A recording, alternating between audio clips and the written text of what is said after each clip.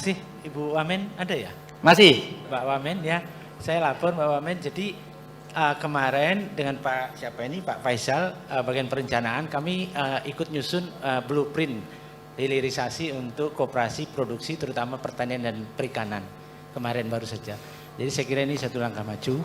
Lalu saya lapor juga Bu Wamen, Persatuan Guru Besar Indonesia itu menyusun suatu policy brief. Saya ketua Persatuan Guru Besar Jatim, lalu kami susun, kami serahkan ke Pak Bangsud di MPR. Itulah salah satu referensi mengapa dipisah Kementerian Koperasi dan UMKM tadinya dan dipisah menjadi sendiri-sendiri.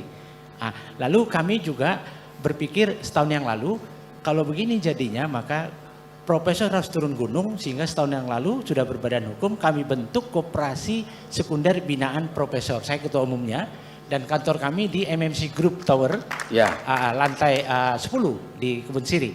Tujuan kami supaya koperasi kita ini gini, kami memikir kalau koperasi ini sebagai soko guru, apa mungkin lebih baik BUMN aja deh jadikan soko guru pilar ekonomi gitu kayak ya, atau investor asing lah gitu kan.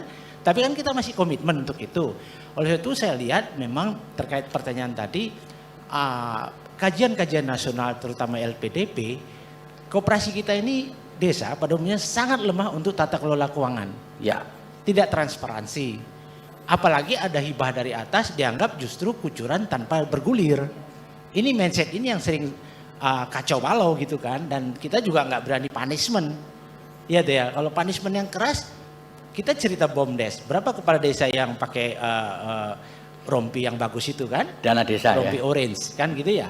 Ini juga menjadi persoalan tersendiri. Jadi saya kira kenapa mereka tidak bisa bayar utangnya gitu kan ya?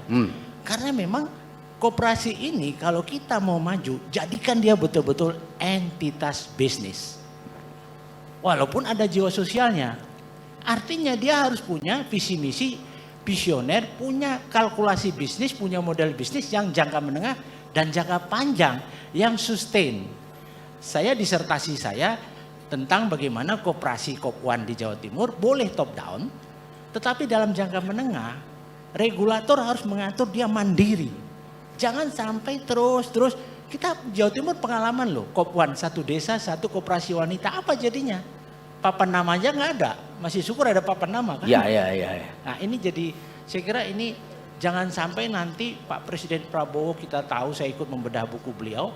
Itu saya rasa strateginya alat pemerataan ekonomi di Indonesia disebut oleh beliau koperasi. Sehingga kenapa lahir koperasi merah putih itu? Ya ini, tinggal kalau tadi Mbak Wamen menjelaskan semua itu, saya tenang dalam penjelasan itu loh ya. Ya. Selama ini saya gelisah sekali. Nanti Bu Wamen bisa searching tulisan saya di Tribun News ya Pak Ono ya.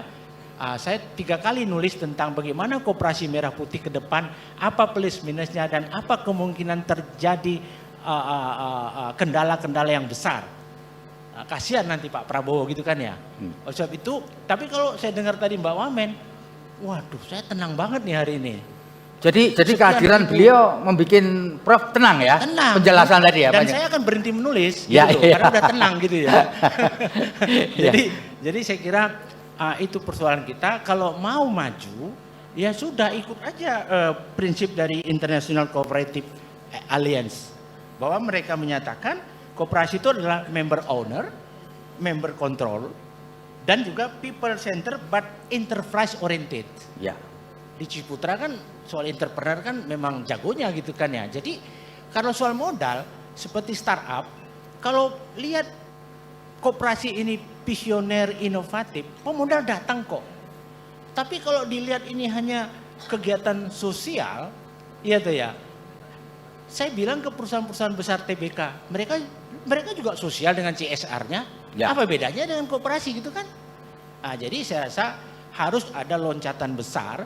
Kalau gajah yang tidur, istilah saya nggak bisa dengan mercon, harus dengan bom besar, baru gajah mati itu dong gajahnya.